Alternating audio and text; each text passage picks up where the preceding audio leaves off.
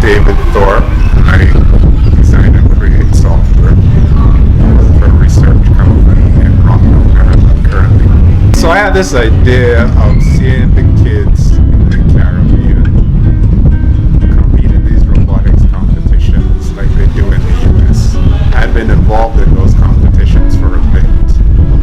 And I just had the thought of seeing it happen here. So it's the Junior Robotics Camp. Okay, so each year we've been having robotics camps for kids. We try to give them training and a little bit of training in problem solving, teleoperated robots, autonomous robots, that sort of thing, a little electronics. And division is 3 levels. It's an introductory level. They learn some programming, how to manipulate robots. And a higher level, they learn more autonomy, how to create more autonomous robots. They learn some simple electronics.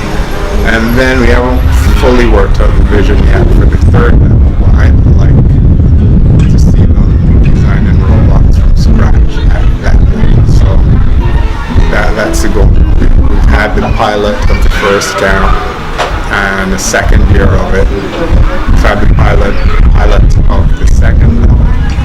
So now we're looking at possibly the 3rd level. I'll have to sit with my good friend Kathy Radix and figure out the syllabus for that.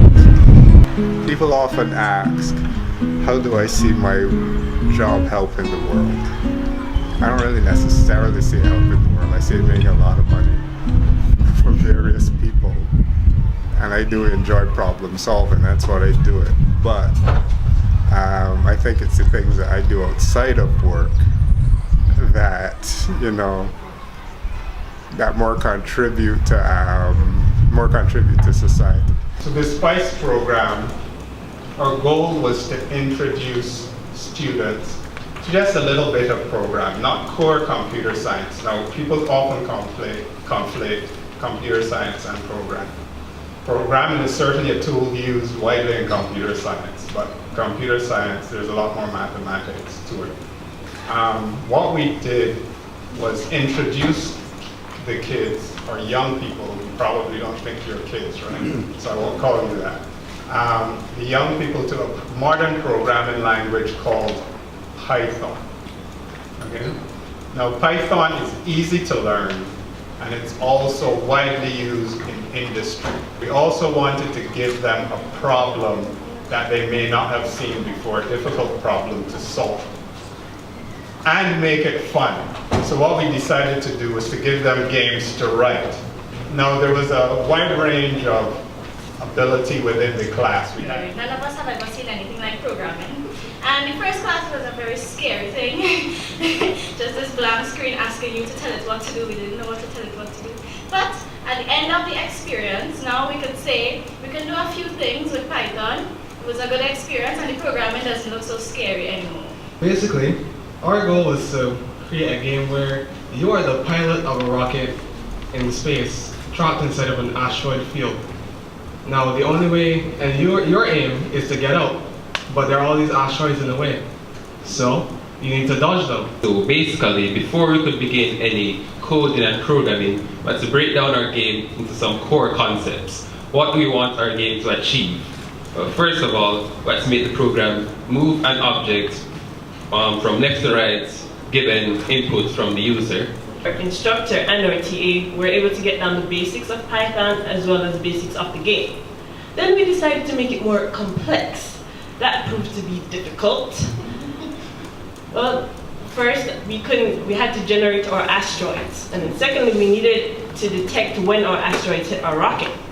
And after many late nights, including last night, we're able to successfully make our program work. Ladies and gentlemen, I present to you Project Synchro. I'm from St. Vincent and the Grenadines. I am from Barbados. I am from Jamaica. I'm from Jamaica as well. From St. Lucia.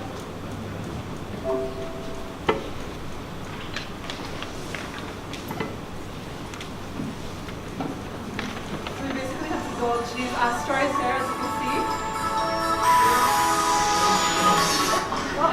Basic coordinate geometry that you think you've never used, you actually use it there. And then there's a bunch of stuff, so they did a good job.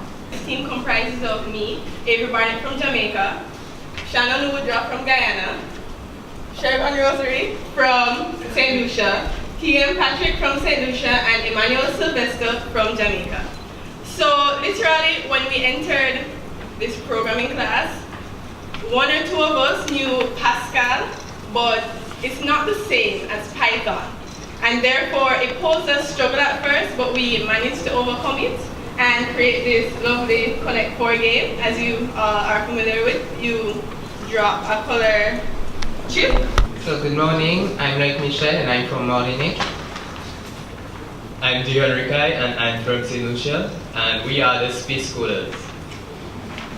So first we are going to talk to you a little about our previous programming experience. So Python was the first language that I learned about 3 years ago. I learned Python by myself.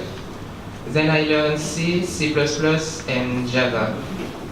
I'm actually currently focusing on C++. So here is our start screen. It starts the game. The images and the music comes from the internet, and we have the sources in our credit files that come with the game. Nice game.